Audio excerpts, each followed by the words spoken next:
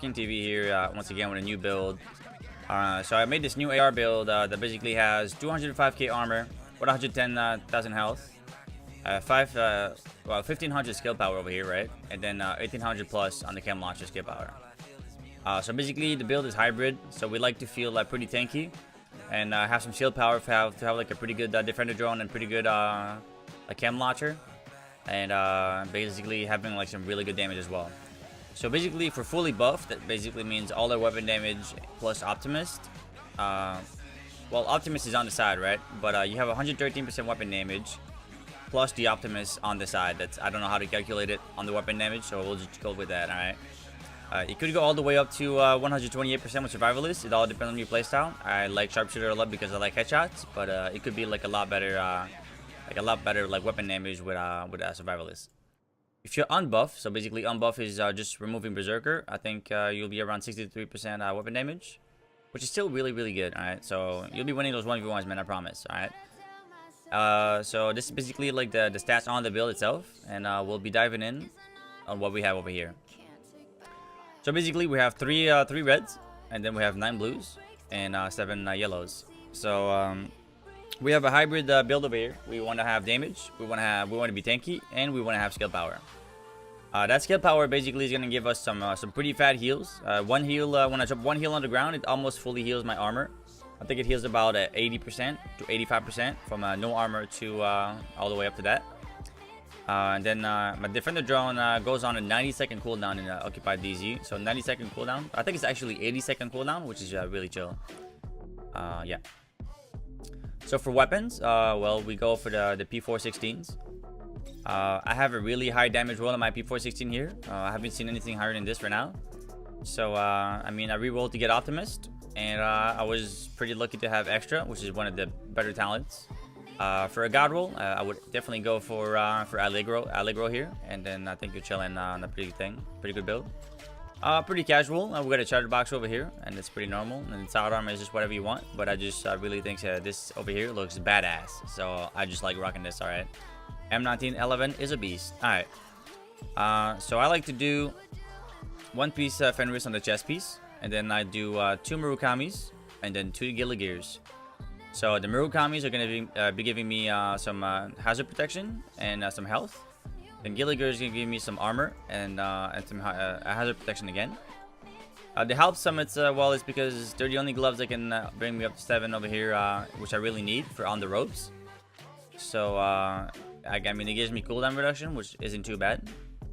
And then Defender's chest piece is because, you know, the double talent is just really good, and you also get the AR damage I like with it. So how do we get those stats? So I'm gonna go deeper here with the details. All right. When it comes to what you want to get on your rolls, we go for like 3 or less reds because we go for compensated over here on our gloves. We go for scale power and utility protocol here. I think 313 is actually a pretty good roll here, so it might be hard to get something as high as this. And yeah, so then we have 7 blues, so we're using on the ropes here on a backpack. So Ghillie Gear backpack, weapon damage, armor, flat health, really fat like health roll over here on the ropes, so we get the damage here. I think it's pretty easy to be like all skills on cooldown. And then vital, which is really useful. We got another protocol here, just get really high skill power. And then defense, percentage armor, which is when it's defensive systems, bro. Percentage armor is the best thing you can get. The second piece we get here is the mask. So we have a fat like health roll again, and then with skill power here, and then empowered here to get some more skill power as well. The utility protocol mod is once again some more skill power. So you pretty much get the concept that we need some skill power over here, because that's about it for skill power rolls, if I remember well. Well, actually we have the holster too. The holster is the last piece with a fat health roll, a hybrid with some like some skill power over here.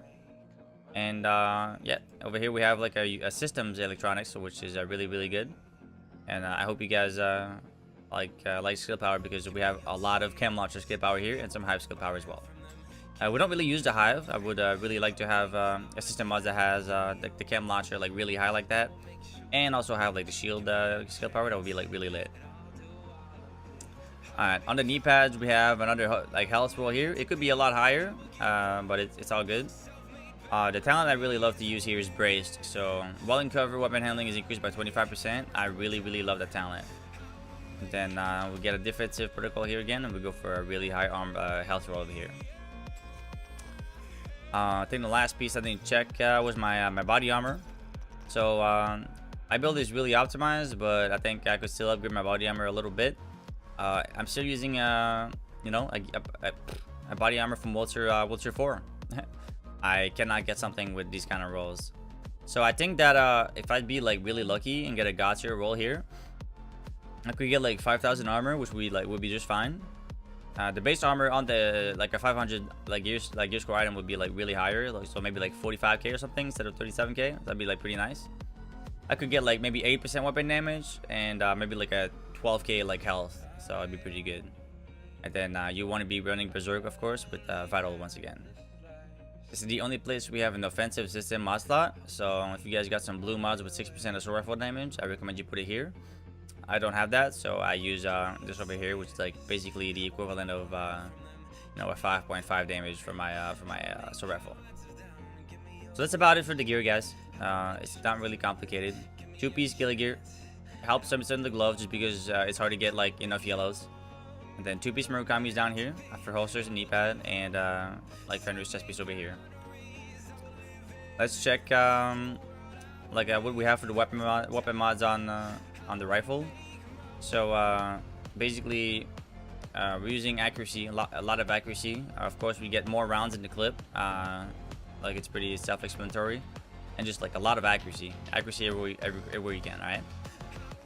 Then Chatterbox is self-explanatory, and then the pistol is honestly just whatever you want. All right. So yeah, that's pretty much it. If we check our stats here, like all the talents are stacking, everything is really good. Like nothing, like everything is really optimized. We're liking it. Weapon talents, everything is usable as well. And then if we scroll down, we got 17,000 weapon damage, but we're still using survivalist here. We're not using survivalist here, so it could be higher.